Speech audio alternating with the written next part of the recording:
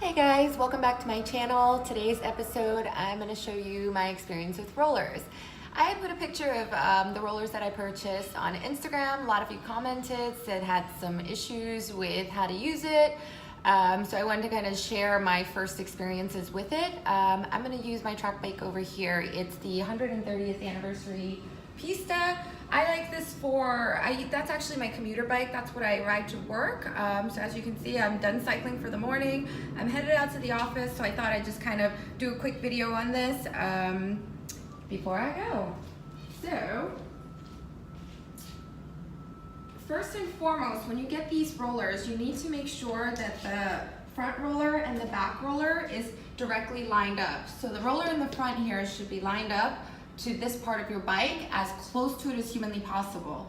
Most rollers, if not all of them, I'm gonna assume, is gonna be adjustable on the track down there so that you can get it right in the place where you need to. So my roller is literally, if I look from above, directly below this bike. If you have several bikes like I do, then you're gonna notice that it's different. When I ride my Pista Sigorni, which is like a more compact bike, this is also a 50 centimeter frame, the other one is a 49, and even that difference, I have to adjust the front roller. The back roller too, you want your wheel to kind of set in, and this should be directly in the middle of the two rollers in the back. So the proper way to do it is to have the one roller in the front, two in the back. When I first got my roller, I actually had it scooted back over there in that doorway, which is where you guys probably saw my Instagram story or post. It was back there. I was a little concerned about getting on the roller because I had never done it before, and I just didn't know what the reaction, like how I was gonna do. So I just wanted to be really safe, and I did it in that hallway, in that actual doorway, so that I had something to grab on both sides. So that's what I would recommend. If you have never done that, that's gonna help you. That's gonna help you kind of find your balance and feel a little more secure. I'm gonna go ahead and close these two doors that lead out into my living room. This is where I keep the roller, and I'm looking out my window, like what's behind me, where I'm looking towards the camera, and out is the bay. So I still feel like I'm getting a pretty good feel of being outside without being outside. If you're gonna use your rollers indoor, I highly recommend getting a fan. I have one over here, which is out of the frame, and I just have it pointed at me because it's so, it really gets you more worked up than you think it will. So, easy thing, again, lean the first time or every time. Just make sure you have something to hold on to get you started, because you don't want to try to, you don't want to fall off a roller in your house and be like, hey guys, I have a busted face because I fell off my roller in my house. That's just not a good look. It's not even cool in any way, so not get street cred for that. So I highly recommend making sure that first and foremost your roller's against the wall. I would also recommend getting your pedal up so that whatever your dominant leg is that you normally cycle with, that one's in the up position. Because you want to start with momentum. The momentum is actually what keeps you balanced on the roller, and it's the movement. So just remember that if you're on a fixed gear bike like I am, then you don't have to worry about not pedaling because you can't coast anyway. But if you're on a road bike, just make sure the minute that you start coasting, you're going to start to lose balance. So keeping up your cadence, your speed is going to be key to kind of having a lot of balance on here. Position your pedal so it's upright for you against whatever your dominant leg is. I'm going to just hang on to this door handle to get myself up. You guys probably do this a lot when you guys are at stop signs, whatever signs, you probably hold on to something. So you just want to get yourself up like this. And the minute that you start pedaling, you're going. So you just want to transition over to grabbing your own handlebar and resist the urge to look down at your tire, because I was doing that in the beginning, and that was really what was making me wobble so much. That was a comment that I got on Instagram, which was that how you didn't have a good time on a roller because you were just kind of swaying back and forth, and that's not a good feeling. If you're not engaging your core when you're cycling, then you're probably using a lot of upper body movement, and that is not what you want.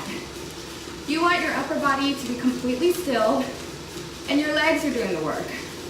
And that also keeps you very centered and balanced on your bike, So if you're engaging your core, you should not be flopping side to side on your roller. So I'll just go a little bit here for you guys.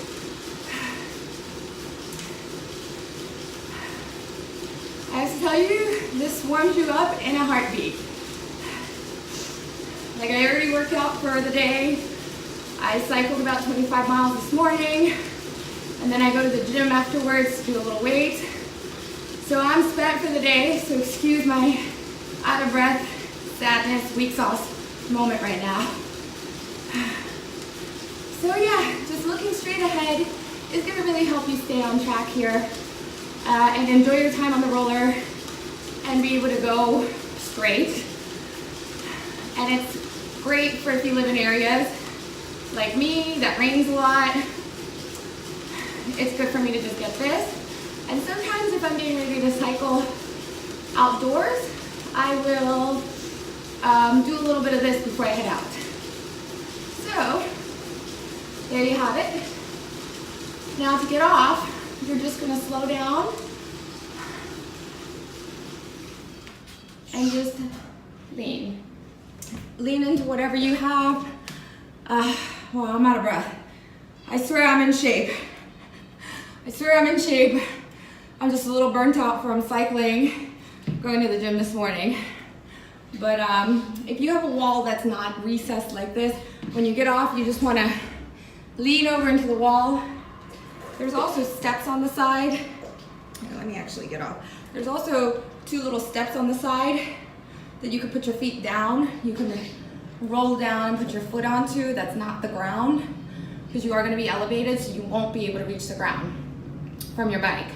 Right now I'm actually standing on one of the legs, so that's what you'll need to do. So that's my experience on rollers. My major feedback on this is that it really gives you a good workout. Like I'm telling you, what was I on there for like a minute? Because you really just have to like get your cadence, and really there's no rest. And I feel like it is like this when I ride outdoors on my fixed gear, when I do like my fixed solo rides. If you guys see that on Strava, it's when I just feel like being gangster and like cycling like 40 miles on my fixed gear. But I swear I don't get this sweaty this quickly and this like out of breath. So I don't know what it is about the rollers. It's just that maybe I'm going at a higher intensity, quicker, no warm up. So just definitely have a fan. See, I'm like sweating at you now. Definitely have a fan pointing to you. You're doing this indoors, and like crank your AC down, because you will get hot really fast. Once you get the ball rolling, you really don't have to worry about like falling off to the side. If you're like not crazy and you're not incredibly unbalanced, you're not gonna just like flip off one side. So I know that was like one of the comments that somebody left, was that like they just didn't enjoy using their rollers because they would just do this the whole time. When I look down, I tend to do that a little bit. So don't look down. Like I think like, you know, this is one of the first things that like you learn, whether you're driving, motorcycle, horse, look where you want to go. Even though we're not going anywhere, make sure you're aligned with your bike and you're sitting straight and you're looking straight ahead. And that will help you. And also engaging your core, not leaning on your bars that's I think another reason why you get so much movement on the top, is if you're using your handlebars to prop up your body and you're just using your arms as a lever to keep you up, that's not a good thing. Your upper body is going to move with you every time you move. So you want to stabilize yourself in your core and kind of like suck in your gut, brace your stomach as if someone's about to punch you, and that will automatically engage you on your bike, where you're very, very, very steady on your actual bike, which most of you already probably know. So thanks for watching my video. That was my experience on rollers. I've had these for about 2 weeks. I highly recommend it to anybody who lives anywhere that has any kind of climate. So that's basically everybody. I believe I ordered mine online for like $100. I was not, I didn't know if I would like it, so I didn't want to go gangster and like invest in something, you know, super expensive. So this was like the right price range for me to try. It comes assembled in one piece. It folds up and down. It was very easy to use, so I'll put the links down below so that if you want to purchase rollers on the low and check them out, they'll be available. And then next video, I will make one. I don't have a trainer yet, but I will be going to Endurance Energy Labs tomorrow, and I'll be working out with the guys there. Well, they're going to put my road bike on a trainer, so I'll make a video about that to see if, you know, obviously they're for two different things, but which one I prefer and any feedback about that. So stay tuned for that video. And if you haven't subscribed to the channel, please do. If you like my shit, subscribe. I would love to have you here, Instagram, Facebook, also on Strava. If you are interested in cycling with me, be sure to follow me on Strava. That's the best place to catch me. And you'll be able to kind of see the routes that I go, the times that I cycle. Not suggesting that you stalk me, I'm just saying let's be cool and cycle together. That is all. I also am a Airbnb experience host, so if you do want to book a private tour with me, you can do that through Airbnb Experiences, which the link is also down below, or on my website. The other thing I wanted to let you guys know is that I just soft launched my blog site, which I've been working on for like 8,000 years, so I'm glad that it's up and running. The link will be in my Instagram bio, and down below it's www.getliftedmiami.com, and that's where I will be doing much more of my blogging. I don't always have time to make videos about every single topic I want to talk about, especially that I wanted to bring in a little bit more like lifestyle things, everything that happens in between bike rides, you know, out there too, as much as my bike stuff. So if you haven't already, go and check out my website, and I'd love to get some of your feedback. Like I said, I did a soft launch, so it's just kind of to get feedback from you guys on design, you know, was it easy to use? Do you like my blogs? Do more of this, do less of that. So just give me some feedback, I would really appreciate it.